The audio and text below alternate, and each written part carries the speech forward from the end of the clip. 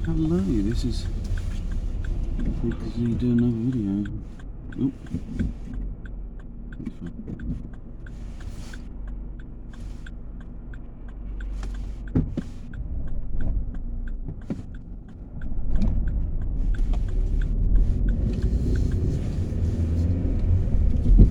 So I guess I'll talk about a few different subjects, a bit of an update really. So health-wise, hypertension, blood pressure, found out that there's a DASH diet and it deals with really what balances out your blood pressure. So you've got magnesium, potassium helps you get rid of salt out your system. So so basically I've been sort of looking at that, adding that more into my diet. At the moment I'm taking like magnesium supplements. I'm on some medication, amlodipine, and it basically blocks like a calcium effect on the vascular system, because it narrows or something with using calcium, so it's some type of calcium blocker. It's a bit weird.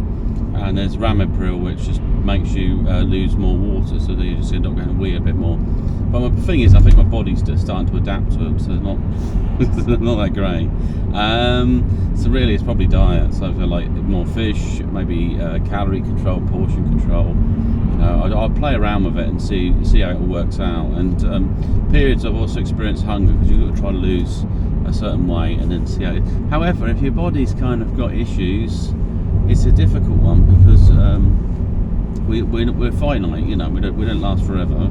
So the other thing is peace of mind, sort of maybe lay out a will or whatever. I wish to live on to the future, but I can't always guarantee how long that is. I'm not going to worry about it particularly. And just avoid things that probably would make things a lot worse. Like when I used to have these energy drinks and stuff, I used to quite crave them a little bit, but I think they haven't done me any good. So see how it all goes. Yeah. Other things that's going on. The market's all blown up all over the place. It's for the crypto side of stuff. It's there's some shady business that went on with an exchange, and it basically was lending out its users money to try to make more money and lend it to other exchanges. And so when it's filed bankruptcy, it's impacted these other exchanges who have borrowed and lent money. They've taken it all out with them. So they've just basically screwed everyone over. But it's like £1 billion or so many billions. Yeah, I think it's about 16 billion.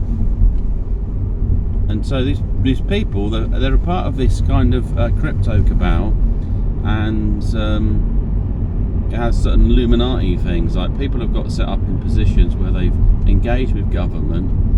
They've been young and inexperienced. They've set up exchanges and started trading, and suddenly this company's made loads and loads of money, and then suddenly the plug gets pulled. Something goes wrong, and it's a big hack or something went wrong, and then all the money goes out of it, and it's kind of staged, so it's a bit dodgy. So it's very difficult to know what to invest in. However, it's kind of, because I had an investment into Catcal, which is a coin, which I do like. The project is lovely, but it didn't shoot up and go as high as I wanted it. It didn't. It basically just went sideways. It didn't go up or down. It's like, okay, well, I don't know if that's good or bad, but I've decided in the long run it might drop in value, so I might be better off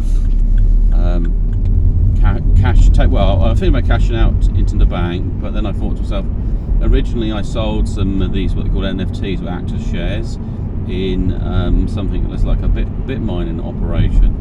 So I thought, well, why don't I just buy into them? So I took my 3,000 something pounds, and then I bought a couple of them.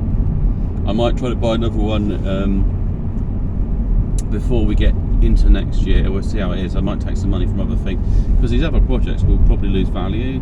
I just need to get in access to the funds. So once I do that, I'll put it towards it. And idea is to get that, because what happens in February, so if I buy one for like 1,400 pounds or something like that, is kind of the value of each of these.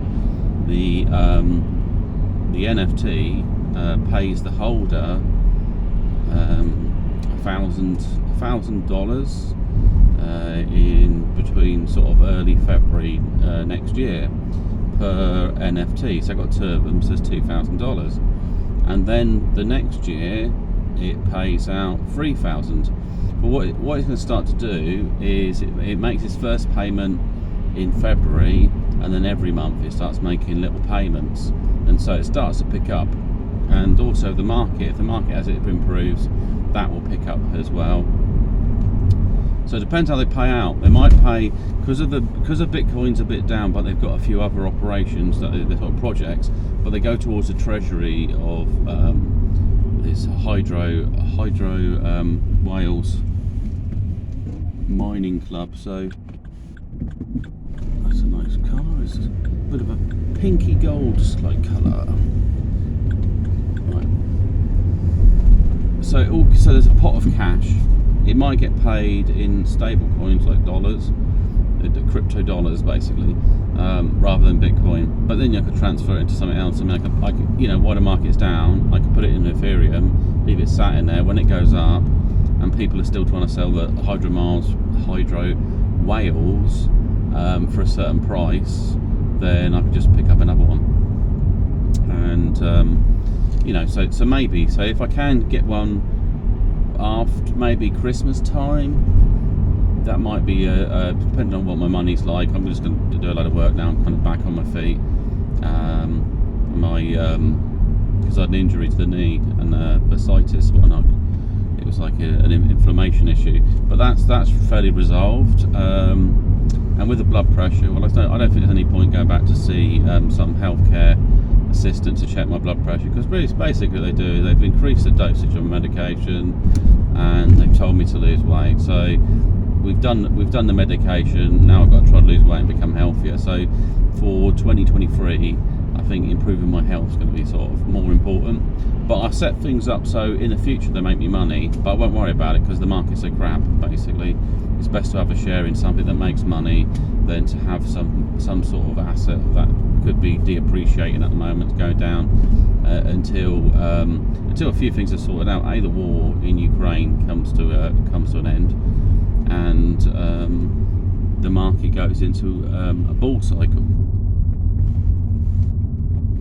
which for Russia and so on, if they put their money and invest now, if they ended the war, then suddenly things would fly up in value.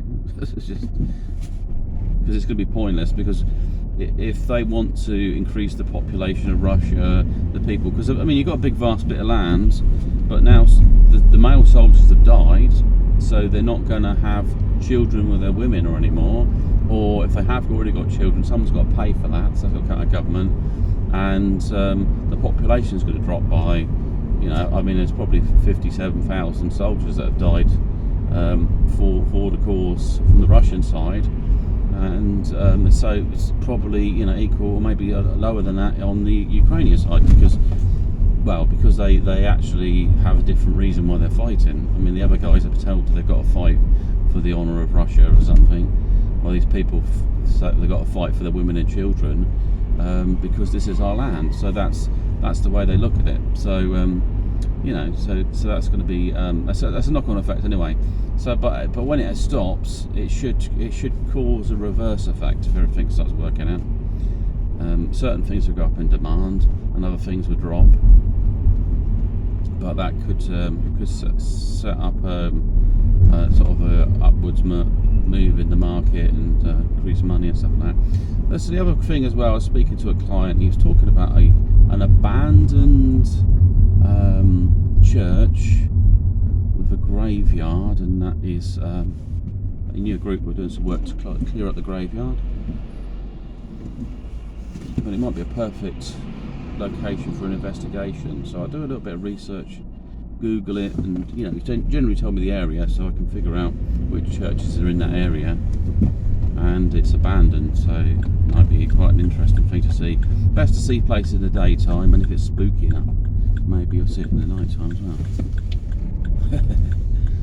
And also, is it accessible? Because there's no point going to a place that I might get stuck in a ditch down some muddy lane. I mean, it might might add something to the mix, but I don't think I quite enjoy it that much.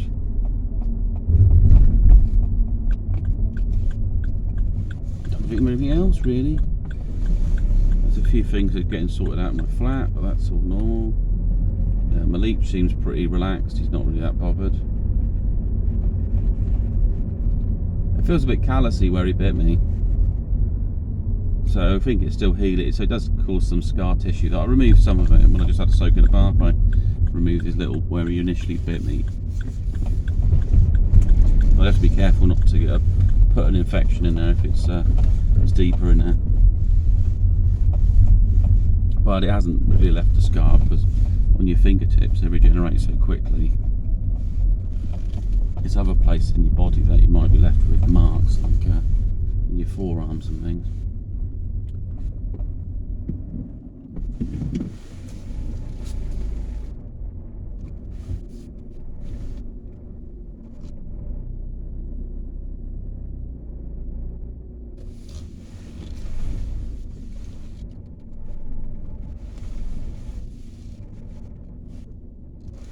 There we go. Alright, it's picked its own up. Have a great one.